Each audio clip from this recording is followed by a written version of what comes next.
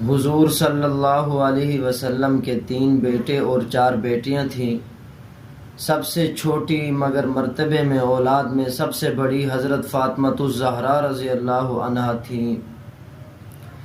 ابن عبد البر رحمہ اللہ علیہ کے مطابق آپ رضی اللہ عنہا بعثت کے پہلے سال پیدا ہوئیں۔ حضور اکرم صلی اللہ علیہ وسلم نے آپ کا نام فاطمہ رکھا۔ آپ صلی اللہ علیہ وسلم کی نانیوں اور دادیوں میں فاطمہ نام کی کثرت پائی جاتی تھی۔ اسی نسبت کو حضور اکرم صلی اللہ علیہ وسلم نے باقی رکھا۔ فاطمہ کا لفظ فتمن سے مشتق ہے، جس کا معنی قطع کرنا، چھڑانا، یعنی وہ دنیا سے الگ کر دی گئی تھیں۔ ان کی تخلیق آخرت کے لیے ہوئی۔ آپ رضی اللہ عنہ کے 2 لقب تھے، بطول اور زہرا۔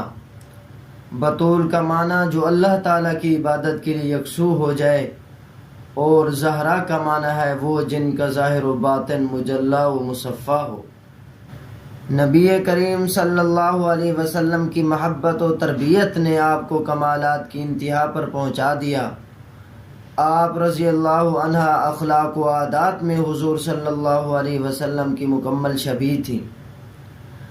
آپ رضی اللہ عنہ کا نکاح 15.5 سال کی عمر میں حضرت علی رضی اللہ تعالی عنہ سے ہوا۔ معجم طبرانی میں ہے کہ حضور اکرم صلی اللہ علیہ وسلم نے فرمایا، مجھے اللہ تعالیٰ نے حکم دیا ہے کہ میں فاطمہ کا نکاح علی سے کر دوں۔ زرقانی رحمہ اللہ علیہ نے لکھا ہے کہ اس حدیث کے سب راوی ثقہ ہیں۔ وہ زرہ جو بدر میں حضرت علی رضی اللہ تعالی عنہ کو ملی تھی، مہر قرار پائی۔ عقد نکاح کے بعد حضور اکرم صلی اللہ علیہ وسلم نے وہ زرہ حضرت علی رضی اللہ تعالی عنہ کو دی اور کہا کہ بیچ کر لاؤ۔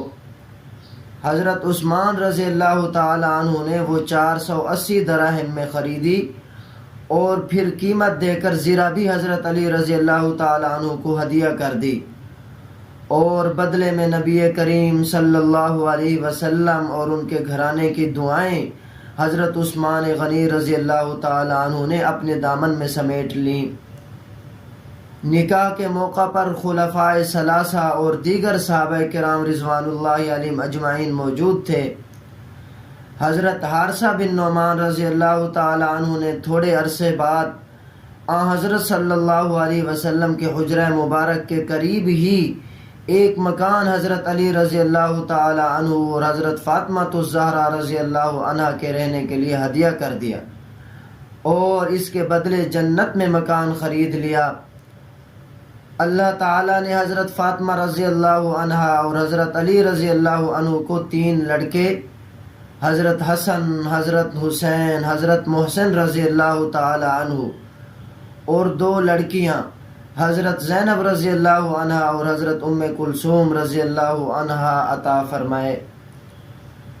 حضرت حسین رضی اللہ تعالی عنہ 5 شعبان المعظم 4 ہجری کو پیدا ہوئے۔ آپ رضی اللہ عنہ کی پیدائش مبارکہ سے پہلے حضور اکرم صلی اللہ علیہ وسلم کی چچی ام الفضل رضی اللہ عنہ زوجہ حضرت عباس رضی اللہ عنہ نے ایک خواب دیکھا کہ حضور اکرم صلی اللہ علیہ وسلم کے جسم مبارک سے گوشت کا ایک ٹکڑا جدا ہو کر ان کی جھولی میں گرا ہے۔ حضور اکرم صلی اللہ علیہ وسلم نے فرمایا، غم نہ کریں، خواب بہت مبارک ہے۔ ان قریب میری بیٹی سیدہ فاطمہ الزہرا رضی اللہ عنہ کے ہاں بیٹے کی پیدائش ہوگی، جس کی پرورش آپ کے ذمہ ہوگی۔ چنانچہ اس خواب کے کچھ عرصہ بعد حضرت حسین رضی اللہ تعالی عنہ پیدا ہوئے، اور یوں جنت کے شہزادوں حضرت حسن اور حضرت حسین رضی اللہ تعالی عنہ کی خوبصورت جوڑی مکمل ہوگی۔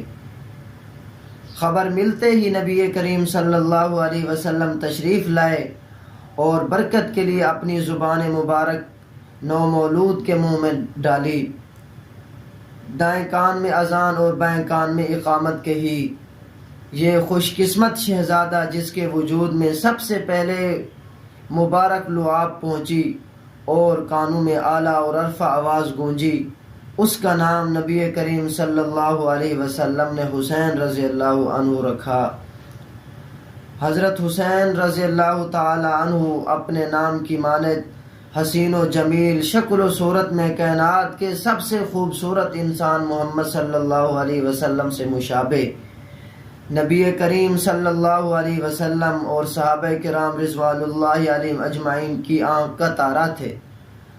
حضرت حسنین کریمین کے متعلق زبان نبوت سے کیا خوبصورت الفاظ ادا ہوئے: الہ العالمین، جس طرح میں ان دونوں سے محبت رکھتا ہوں تو بھی ان سے محبت رکھ، اور جو ان دونوں کو محبوب رکھے تو بھی اسے محبوب بنا لے۔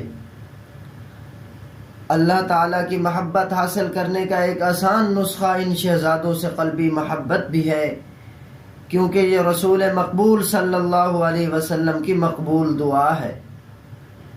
حضور اکرم صلی اللہ علیہ وسلم کو بھی ان شہزادوں سے بے حد محبت تھی۔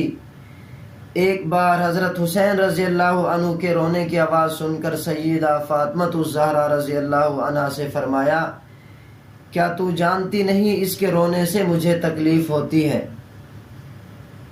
ایک دفعہ تو اس محبت کی حد ہو گئی کہ آپ صلی اللہ علیہ وسلم نے فرمایا: حسین مجھ سے ہے، میں حسین سے ہوں۔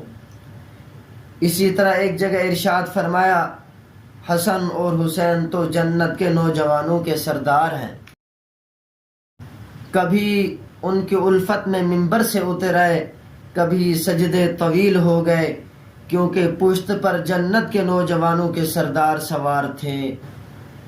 کبھی ارکان نماز یوں ادا کیے جا رہے ہیں کہ شہزادہ رسول وجود اطہر کے ساتھ چمٹے ہیں، کبھی ان بچوں کے ساتھ دوڑ رہے ہیں اور کبھی کندھوں پر سواری کرائی جا رہی ہے۔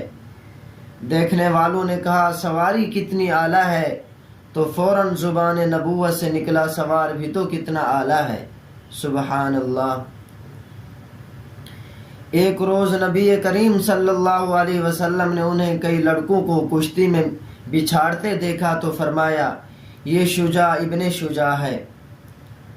اپنے والد سے قرآن پاک پڑھتے ہوئے آیات جہاد پر جنگ کے طریقے اور گر پوچھتے، اور صرف زبانی نہیں عملی تربیت کی درخواست کرتے۔ پھر حضرت علی رضی اللہ تعالی عنہ انہیں مشق کراتے، حتیٰ کہ اس فن میں کامل ہو گئے، اور آگے جا کر نواسہ رسول صلی اللہ علیہ وسلم نے بہت سی جنگوں اور میدان کربلا میں اپنی بہادری کے جوہر دکھائے۔ حضرات صحابہ کرام رضوان اللہ علیہم اجمعین بھی خاندان نبوت کے ان شہزادوں پر جان نچھاور کرتے اور ان کا پورا خیال رکھتے۔ حضرت ابو بکر صدیق رضی اللہ تعالی عنہ نے فرمایا: اللہ کی قسم، اپنے اقربا سے صلہ رحمی کی نسبت مجھے یہ بات کہیں زیادہ عزیز ہے کہ میں آپ صلی اللہ علیہ وسلم کے اقربا سے صلہ رحمی کروں۔ یہ حدیث صحیح البخاری میں موجود ہے۔ حضرت ابو بکر صدیق رضی اللہ تعالی عنہ کے دور میں ہیرا علاقہ فتح ہوا تو ایک بہت خوبصورت اور قیمتی چادر مال غنیمت میں آئی۔ آپ رضی اللہ تعالی عنہ نے وہ چادر حضرت حسین رضی اللہ تعالی عنہ کو دی کہ شہزادے کے ساتھ یہ چادر بہت اچھی لگتی ہے۔ حضرت عمر فاروق رضی اللہ تعالی عنہ نے بدری اصحاب کے برابر دونوں بھائیوں کے وظائف مقرر کیے۔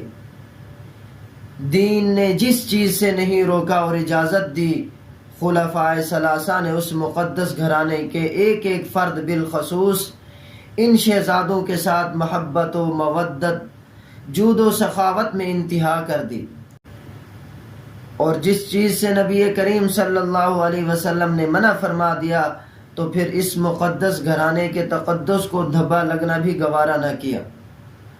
حضرت عمر فاروق رضی اللہ تعالی عنہ کے زمانے میں یمن سے کپڑے آئے تو کوئی حسنین کریمین کے ناپ کے مطابق پورا نہیں آیا۔ آپ رضی اللہ تعالی عنہ غمگین ہو گئے اور فوراً ناپ یمن بھجوا کر نئے جوڑے تیار کروائے، اور جب انہوں نے پہنے تو فرمایا: شکر ہے اس اللہ تعالیٰ کا جس نے میرا دل ٹھنڈا کر دیا۔